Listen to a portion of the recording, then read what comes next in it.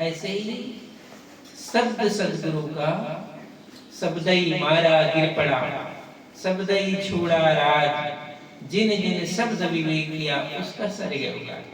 तो सद्गुरु की चोट जब शिष्य को बार बार लगती है तभी वो मुकाम पर आता है। जिसको टूटना होता है टूट जाता है, क्योंकि बहुत सारी ऐसी चीजें होती है जिसको टूटना जरूरी है। शिष्य के जीवन में कुछ चीजें ऐसी होती है उसको टूटना जरूरी है। वो टूट जाएगा तो नए का निर्माण हो जाएगा। इसलिए गुरु का शब्द कभी हमें तोड़ता नहीं, और वो टूटना जरूरी था।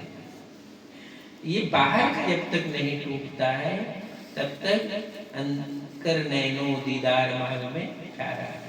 साहब कहते हैं वो महल में जो प्यारा है, मेरे अंदर जो प्यारा है, ये टूटे बिना समझ में आता नहीं। तो गुरु के उपदेश से जो टूटने को राजी होता है, दुख को सहन करने को राजी होता है, स्वीकार करने को राजी होता है, उसमें नया जीवन आता है। वही नए जीवन को प्राप्त करता है। और गुरु के शरण का मतलब एक नया जीवन, और वह नया जीवन किसका है?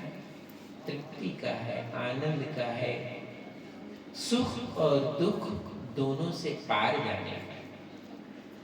ये साहित्य के शब्द में उपदेश है।